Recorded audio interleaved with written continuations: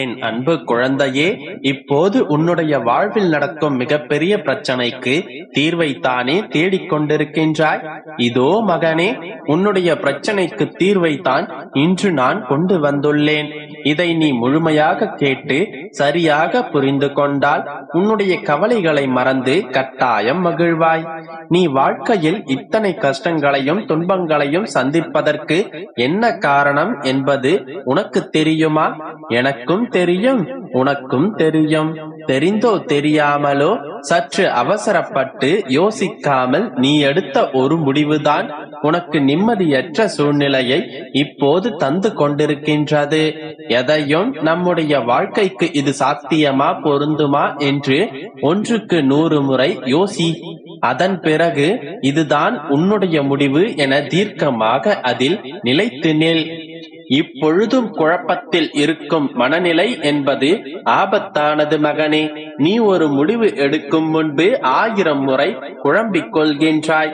எடுத்த பின்பும் இது சரிதானா என்று குழம்பிக் கொள்கின்றாய்.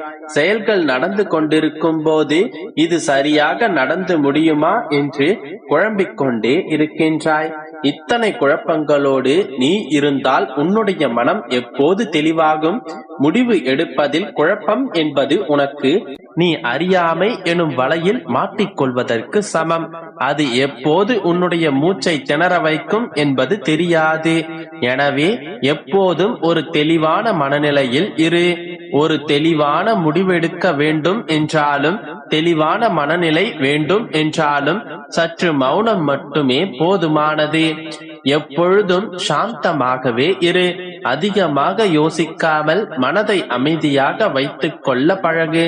இந்த அமைதியே உன்னுடைய பல குழப்பங்களுக்கும் பிரச்சனைகளுக்கும் நல்லதொரு தீர்வை தரும். அதே போன்று எதற்கெடுத்தாலும் கோபம் வந்து விடுகின்றது அல்லது இயலாமையாய் உனக்கு கண்ணீர் வந்து விடுகின்றது. அது எதற்காக என்பதை என்னிடம் கேள்வியாய் கேட்டாயல்லவா? இப்போது அதற்கு பதில் கூறுகின்றேன், கேள். அதற்கு ஒரே ஒரு காரணம் மட்டும்தான் உள்ளது, உன்னுடைய எதிர்பார்ப்பு. எல்லா விஷயத்திலும் அதிகமாக எதிர்பார்க்கின்றாய். அளவுக்கு அதிகமாகவே எதிர்பார்த்து கொள்கின்றாய்.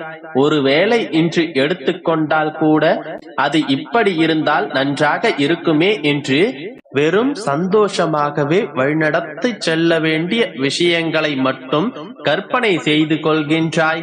அதில் கஷ்டமும் இருக்கும்.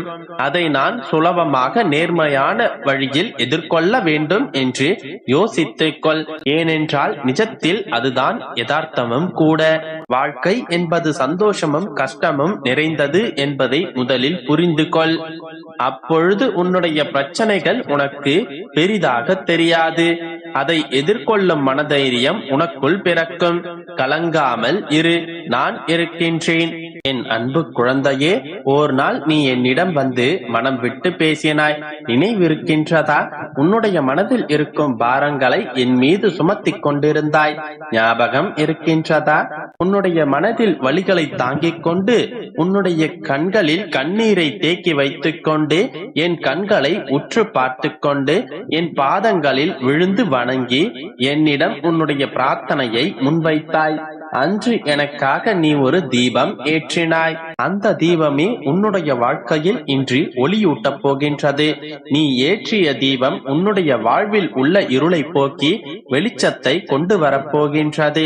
அமைதியாக நான் கூறுவதை முழுமையாக கேள். நிச்சயம் உன்னுடைய மனதில் பல மாற்றங்கள் தோன்றும். நான் ஏன் நாள்தோறும் உன்னை தேடி வந்து என்னுடைய சத்திய வாக்குகளை உன்னுடைய செவிகளில் சேர்த்துக் கொண்டிருக்கிறேன் என்று தெரியுமா? நல்லவர்களைப் போல நடிப்பவர்களை இந்த உலகம் விரும்பும். ஆனால் நல்லவர்களாகவே வாழ்பவர்களை இந்த அப்பா விரும்புவார். நான் உன்னை நேசிக்கின்றேன் மகனே. நீ மனதால் தூய்மையான என் பிள்ளை.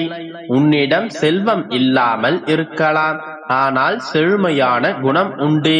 நீ மனதளவில் நல்லவனாக இருப்பதால் தான் இந்த அப்பாவின் பிள்ளை எனும் அந்தஸ்தை அடைந்திருக்கின்றாய்.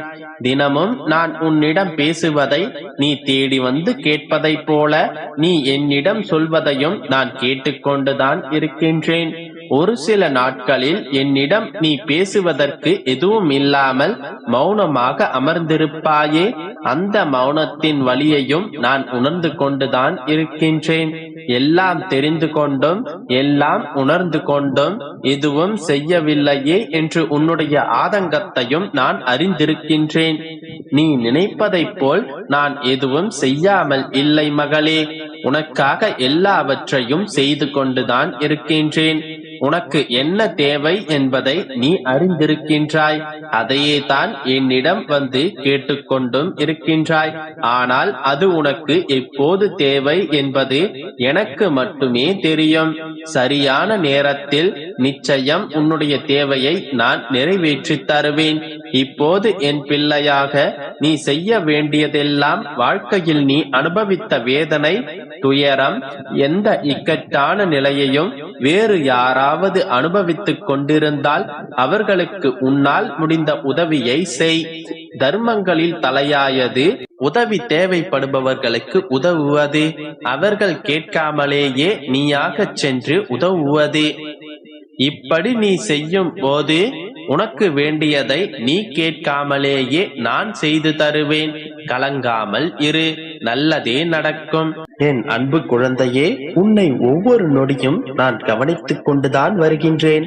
சில பேர் உன்னுடைய முதுகுக்கு பின்னால் கேலியாக பேசுவதை நினைத்து மிகவும் வருந்துகின்றாய். உன்னுடைய உழைப்பை அவர்கள் திருடி அவர்களுடைய பிழப்பை நடத்தும் போது செய்வதறியாது திகைத்துக் கொண்டிருக்கின்றாய். என் அன்பு பிள்ளையே, முதலில் ஒன்றை நன்றாக புரிந்து கொள். முதலில் அவர்கள் உன்னை விமர்சனம் செய்வதற்கு காரணம் என்ன என்று தெரியுமா?